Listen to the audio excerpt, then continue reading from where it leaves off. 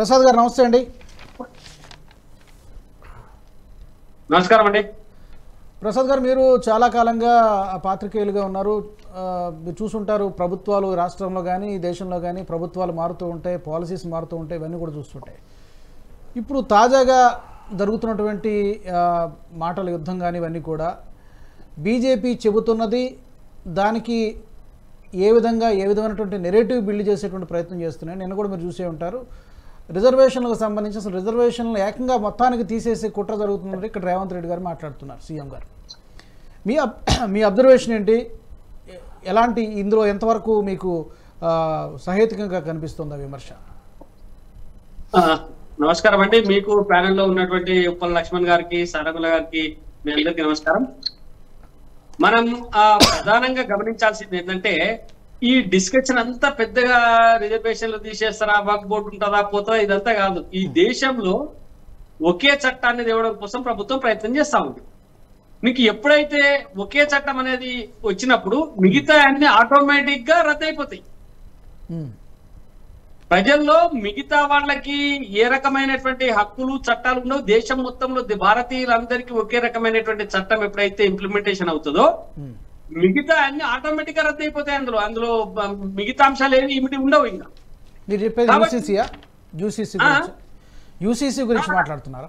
అంటే యూసీసీ ఇప్పుడు నీకు ఒకటి భారతదేశంలో ఎప్పటి నుంచో భారతీయ జనతా పార్టీ కానీ లేకపోతే ఇతర జాతీయవాదులు అందరూ కానీ కోరుకుంటుంది, దేశం బలంగా కోరుకుంటుంది ఏంటంటే, ఈ దేశంలో ప్రతి పౌరుడికి ఒకే రకమైనటువంటి చట్టం ఉండాలా.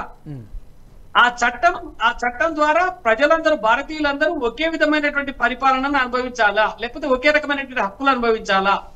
ఇది భారతదేశ ప్రజానికం కోరుకుంటా ఉంది. కానీ ఇక్కడ ఏం చేసిందంటే కాంగ్రెస్ పార్టీ ఇందులో కొంత కుట్ర చేసి ఎవరైతే వాళ్లకు 18% ఓట్ బ్యాంక్ ను గంపగుత్తగా పొందడం కోసం ఇందులో ఏం చేసిందంటే పర్సనల్ లాన్ తీసుకొని వచ్చింది. పర్సనల్ లాన్ తీసుకొని రావడం వల్ల ఏం జరిగింది? ఈ పర్సనల్ లాన్ తీసుకొని రావడం వల్ల ఈ దేశంలో కొందరు వాళ్లకు చట్టం వేరు, వాళ్లకు సంబంధించినటువంటి హక్కులు వేరు, వాళ్ళు ఈ భారత రాజ్యాంగం పరిధిలో మొదటి స్థాయి పౌరులుగా లేదా వాళ్ళకు కొన్ని హక్కులు అధికంగా కల్పించే విధంగా ఈ చట్టాన్ని తీసుకొని రావడం జరిగింది. అయితే దీనివల్ల జరిగినటువంటి నష్టం ఏంటి? దీనివల్ల జరిగినటువంటి నష్టం ఏంటంటే, మొట్టమొదటి నష్టం ఏంటంటే జనాభా పెరుగుదల.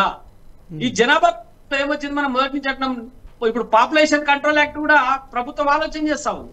పాపులేషన్ కంట్రోల్ యాక్ట్ వచ్చినప్పుడు ఏమైంది? పాపులేషన్ కంట్రోల్ యాక్ట్ లో పర్సనల్ లా అనేది ఒకటి వీళ్ళకి ఇంప్లిమెంటేషన్ అవుతుంది కాబట్టి ఆ పాపులేషన్ కంట్రోల్ యాక్ట్ నుంచి వీళ్ళను పక్కకు పెట్టింది.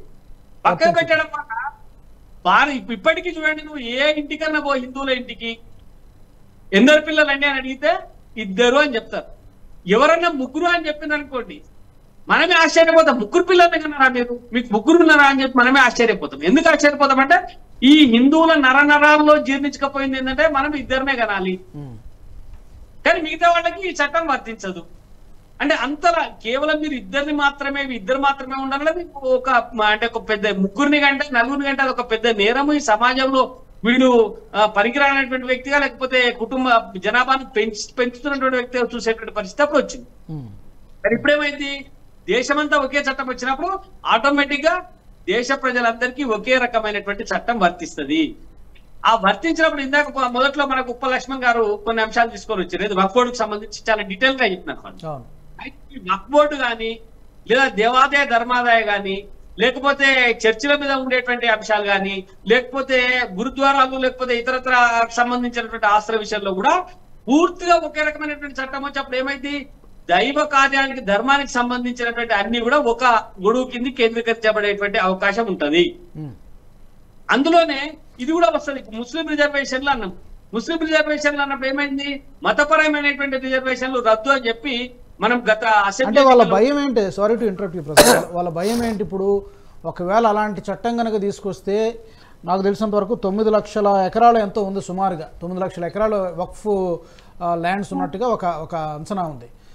అంటే అవన్నీ కూడా ప్రభుత్వం తీసేసుకుంటుంది అనేటువంటి ఒక భయమా, లేకపోతే ఏంటి? ఎందుకు చట్టం తీసుకొస్తే కాదు, చట్టం వచ్చేసింది ఆల్రెడీ.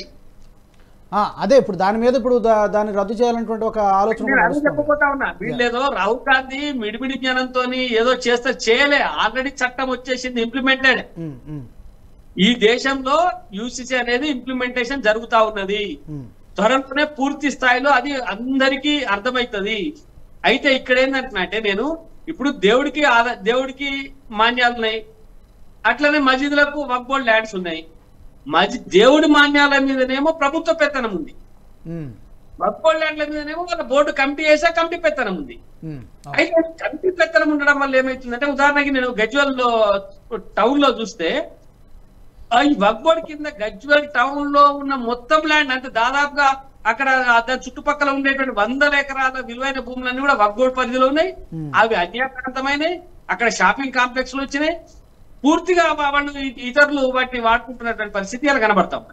మరి వాటిని ఎందుకు అడ్డుకోలేకపోయినారు అంటే వాళ్ళే అమ్మిండ్రు. అక్కడ మీకు నిన్న ఇక్కడ బోడుప్పల్లో కూడా ఒక పెద్ద గొడవ జరుగుతా ఉంది. బోడుప్పల్లో ఉండబడేటువంటి ల్యాండ్స్ లో ఎప్పుడో కొన్ని 60, 70, 80, 100 సంవత్సరాల క్రితము కొనుక్కొని లేదా వాళ్ళు ఇల్లు నిర్మించుకున్నటువంటి అనేక స్థలాన్ని అలా అవి వక్ఫ్ బోర్డ్ ల్యాండ్లు కాబట్టి మీకు రిజిస్ట్రేషన్స్ అయితే లేవు. ఈ వక్ఫ్ బోర్డ్ ల్యాండ్ కాబట్టి దీన్ని మీరు ఇక్కడి నుంచి ఖాళీ చేయాలి, ఇది మసీదుకు సంబంధించినటువంటి ల్యాండ్ లేకపోతే ముస్లింలకు సంబంధించినటువంటి ల్యాండ్ అని చెప్పి పెద్ద ఎత్తున గొడవ జరుగుతూ ఉంటే బండి సంజయ్ గారు కూడా వచ్చి ఇక్కడ నిరాహార దీక్ష చేసి వాళ్ళకి మద్దతు చేసినటువంటి పరిస్థితి గతంలో ఉన్నది. అంటే అర్థమైంది, ఎప్పుడో పోయినటువంటి భూముల్ని ఎప్పుడో అసలు ఈ వాళ్ళ రిజిస్టర్ లో వక్ఫ్ బోర్డ్ అని రాయిస్తుంటే చాలు, లేదా పాత రిజిస్టర్లు తీసుకొని అవసరమైనటువంటి భూముల పేరు కూడా వక్ఫ్ కింద రాసి వాటిని కూడా ఇలా వక్ఫ్ బోర్డ్ ల్యాండ్ గా చూపిస్తున్నటువంటి పరిస్థితి ఇలా కనబడతాం. అంటే ఇవన్నీ పోవాలంటే ఏం చేయాలి?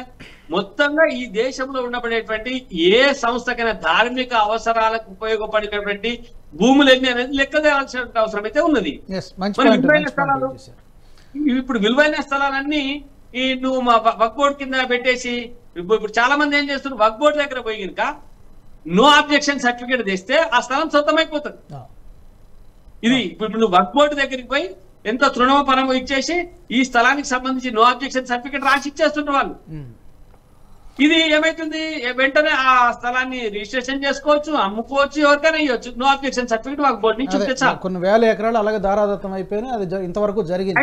ఇందులోనే ఇంకొక అంశం కూడా ఏంటంటే, మనకు అనేక రకాల ఇలాంటి రకాల భూములలో భూదాన్ భూములు ఉన్నాయి మన దగ్గర. కొన్ని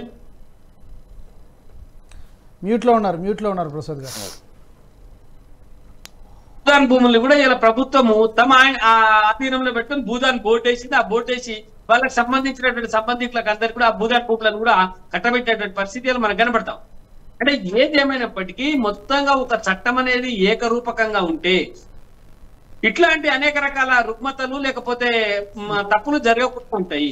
చట్టం ఏకరూపకంగా ఉన్నప్పుడు కామన్ లా అందరికి వర్తించినప్పుడు ఎవరికైతే పర్సనల్ లా ఉంటుందో ఆ పర్సనల్ లా ఉండదు. రాహుల్ గాంధీ గారు చెప్పారా పర్సనల్, మళ్ళీ మ్యూట్ లోకి వెళ్ళారు ప్రసాద్ గారు. అంగీకరించినప్పుడు మనం ఏమడుగుతున్నాం అంటే, ఎప్పుడైతే వాళ్లకు క్రిమినల్ లా కూడా సపరేట్ గా ఉంది కదా, మరి వాళ్ళు షరియత్ చెప్తున్నటువంటి పర్సనల్ లా అంగీకరిస్తారు, 4 పెళ్ళాలని చేసుకుంటామంటారు, 12 మంది పిల్లల్ని కంటామంటారు, లేకపోతే ఇతరత్ర అన్ని వాళ్ళకు వచ్చేటువంటి దాని ద్వారా వచ్చే అన్ని సౌకర్యాలను వాళ్ళు ఎట్లయితే అనుభవిస్తా ఉన్నారు, ఓకే దాన్ని అంగీకరిద్దాం కొద్దిసేపటికి. మరి క్రిమినల్ అట్నే అమలు చేయాలి కదా. వాళ్ళు వాళ్ళ దేవుణ్ణి, వాళ్ళ మతాన్ని, వాళ్ళ ఖురాన్ను లేకపోతే ఇతరత్రాన్ని నమ్మి దాని ఆధారంగా మేము జీవిస్తాము అనుకున్నప్పుడు క్రిమినల్ లాను కూడా వాళ్ళకి అదే స్థాయిలో అమలు చేయాల్సినటువంటి అవసరం ఉందా లేదా? వాళ్ళని ఆ రకంగా కూడా గౌరవించాలి కదా. మరి అక్కడికి వచ్చేసరికి ఎక్కడైతే వాళ్ళకి కఠినమైనటువంటి శిక్షలు ఉంటాయి, ఇబ్బందులు ఉంటాయి అన్నప్పుడు ఏమో దాని నుంచి పక్కకు పెడతా ఉన్నారు. వాళ్ళకి సౌకర్యాలు ఉంటాయి అన్నప్పుడు మాత్రం వాళ్ళని ఈ పరిధిలోకి తీసుకొస్తామని చెప్తా ఉన్నారు. కాబట్టి ఇట్లాంటి ఓకే, మళ్ళీ మ్యూట్లోకి వెళ్ళారు ప్రసాద్ గారు. Okay, I will come back to you. మళ్ళీ వస్తాం మీ దగ్గరికి, మళ్ళీ మాట్లాడదాం. ఒక ఆలోచనకు వచ్చి ఈ 18% ఏవైతే ఉన్నారో వాళ్ళ లోపల మార్పు తేవడం కోసం ప్రయత్నం చేసినారు. మొదట ఆ మార్పులు ఏం చెప్పినారు, మొట్టమొదటిగా ముస్లింలకు ఎవరైతే స్త్రీలు ఇబ్బందులు ఎదుర్కొంటా ఉన్నారో, త్రిపుల్ తలాక్ ద్వారా వాళ్ళు అనేక రకాలైనటువంటి అవస్థలు పడతా ఉన్నారు, ఈ త్రిపుల్ తలాక్ చట్టాన్ని ఎత్తేస్తాము అని చెప్పినప్పుడు ఈ దేశంలో ముస్లిం మైనారిటీ మహిళలందరూ కూడా చాలా పెద్ద ఎత్తున ఆనందం. ఓకే ప్రసాద్ గారు, మనం మాట్లాడదాం. I will come back again.